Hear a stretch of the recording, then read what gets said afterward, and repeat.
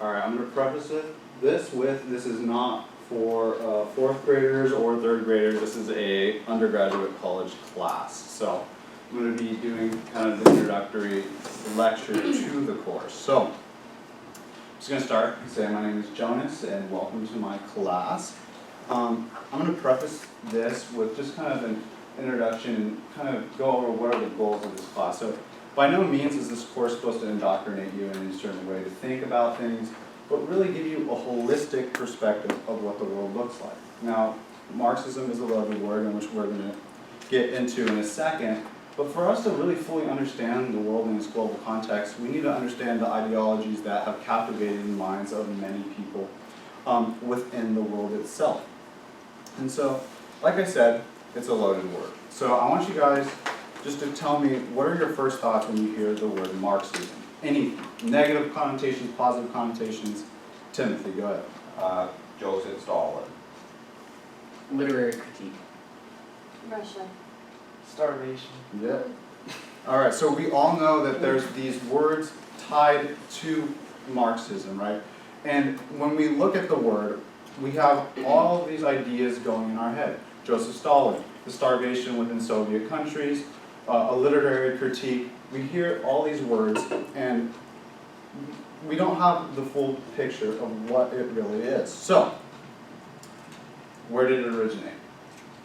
Most people would assume the Communist Manifesto, but that is not correct.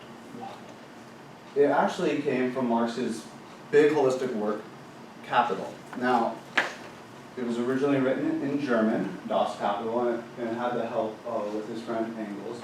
And it is a thick book that really takes you through his critiques of capitalism and what he perceives as solutions to fix it. Now, as we kind of discuss what Marxism is, I find it best to start with what it isn't. So we already started mentioning things that what we've heard and what we've tied it to. So I'm just going to begin with saying like what it isn't. Now, Obama, sad to say, he is actually not a Marxist.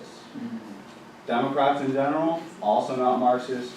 Move to Bernie Sanders, self-proclaimed democratic socialist, still not a Marxist. In fact, Marx exists outside of the political spectrum. Now, it's more than just tied to political parties. It's an ideology, it's a framework to look at the world, and it's an economic philosophy. So you could have presidential candidates and such maybe use language that would try to tie themselves to it, but true Marxists would say those individuals are not Marxists. So what it isn't, continue. There's this perception that the more government does, the more Marxist or socialist it is. And in fact, again, just to reiterate, that isn't true. Again, Marxism is greater than just that. And though there'd be some people in the most broadest sense that could maybe categorize certain aspects of Marxism to government control of utilities, really, it's a much more broad ideology. So let me go with what it is. And so the way I would like you guys to kind of proceed and look at it is it's a lens to view the world. Now, for me, in college, I figured out that my eyesight was terrible. And I had to get glasses, and I put them on, and I was like, oh shoot, I've been seeing the world in the wrong way this whole time. It's much more clear than I thought. And for some of you, when you look and listen and read about Marx, you view the world in a more clear way. Things appear to be more clear for you. You see things in the way they are in the world, and you say, wow, it's because I can see the tie to Marxism and see how the world interacts with that. But also for some of you, when you put on those prescription glasses, the world becomes more blurry. It doesn't make much sense, and Marxism is kind of frustrating, or you don't really see it. And that's okay as well, because again, this class isn't meant to try to indoctrinate you. It's meant to teach you about this ideology that is so prevalent in the world. And to continue, what is it? All right, so we're going to go over kind of just the basic tenets of Marxism. So, it's a critique of capitalism first and foremost. Now, we have to understand the era in which it came out of, Industrial Revolution, the world looked very different than it does today. And in this world, there was a high disparity between the poor and the rich. And for a lot of intellectuals, they were trying to figure out why this was. Why were poor people working in factories for 12-hour days, children dying and being crushed by industrial machines? Why some people were growing exponentially wealthy while the majority were staying poor? And so Marx comes up with this critique of capitalism, this critique of this system. And more importantly than just a critique, he comes up with possible solutions. But let's look at this critique. So the most simple way to put it is there's this idea of class warfare. This idea of the working class versus the owner class. And Marx uses language like the bourgeoisie, the proletariat, in which we will discuss further on. But just to give you guys a general sense of what it is, workers versus owners. And what does this entail? The basic tenet is workers want more money and they want to work the least amount that they can. Now, not out of laziness, and in our American perspective, we really value hard work. But it's not just work less, but it's to be able to spend more time with your family, the things you love to do, hobbies and such. And what Marx would say, this is a natural response of what we want. Now, owners want you to work for less money, but work more. Now again, there's no value judgments to these things, this is human nature. They want to make as much money as possible, and that's okay, right? But what Marx would say is, in this, there's a natural conflict, because the owners have the power, and the workers don't. And so, the workers become kind of oppressed within the system, especially within the context of the 1800s. Now, to bring it to a modern sense, how many of you guys have worked on campus before? Alright, so let's look at CAP workers, and I'll give a specific example of mine. You worked at the CAP, right? I did.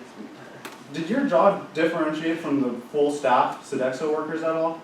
Pretty much? Not really, No. honestly. Did you get paid the same as they did? I would hope so.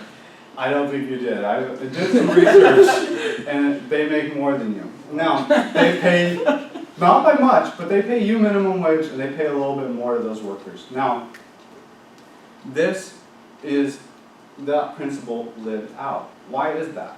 Why do they have the amount of student workers that they have, and why do they pay you for the same amount of labor less money?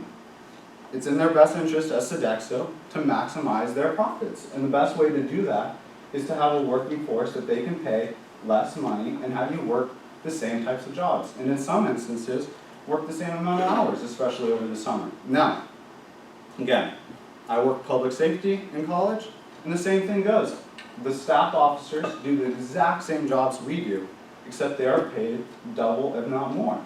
And again, the value judgment isn't necessarily in that, because it's providing you with a job, it's letting you work on campuses, and there's other good things, but still there's this inherent disparity that Marx is critiquing here. So, to continue, I'm going to give more of the classical example that Marx uses in Capital.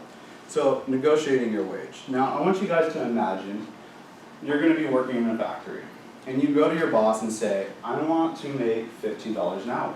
The boss will say, okay, shake your hand, you're on your way, and you're working $15 an hour. So for this company to be profitable, in that hour, the value of your labor has to be worth more than that $15. If what you're producing is only $14 within that hour, he's losing $1 every hour you work. So inherently, for that company to be profitable, to make profit, to have money, and to grow in their wealth, the value of your labor has to be more than what they're paying you. So that means that what you're being paid isn't actually what you're worth. And so for Marx, this is a critique, because you're being shorthanded in his idea, in his perspective. So he would categorize that as inherently unfair. Now, he kind of goes into some general solutions to this, and we'll get into that later in the semester.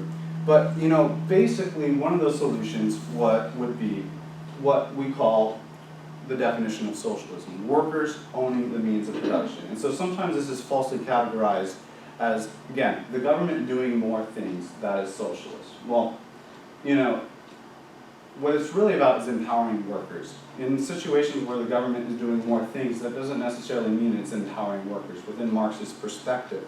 And so that's where the term owning the means of production comes from. And it comes from that language of giving the workers power over their labor in the workplace. And possible solutions to that is worker ownership of companies, where everyone owns the stock in the company, not just stockholders. Now, again, these are just a few examples of Marx's critique of capitalism. And we're going to go more deep within the semester into them as we read more Marxists like Gramsci and more modern ones like Zizek and Wolff. And we'll talk about not just the problems that they see, but the solutions they raise and some of the obvious problems in those solutions, somewhere where we can grow and really honestly see the world in a more holistic way and see why this became such a popular force. We can agree, disagree on the positiveness or negativeness, the evils or goods or however you want to see it, but we can't argue against that this has been a powerful force in this world. And what we can't argue is its force even in our American culture. The famous author Jack London was a Marxist. You know, Martin Luther King categorized himself in the end of his life as a Marxist. Why are they using this language? Why are they co-opting this language? For us as historians, it is in our prerogative to understand that so that if you want to disagree with Marxism, you know actually how to combat it. You actually know what it is. You're not sounding foolish, that you know it. And if you agree with it, that you actually know what you agree with, what you stand for. And I think that's important. So, thank you.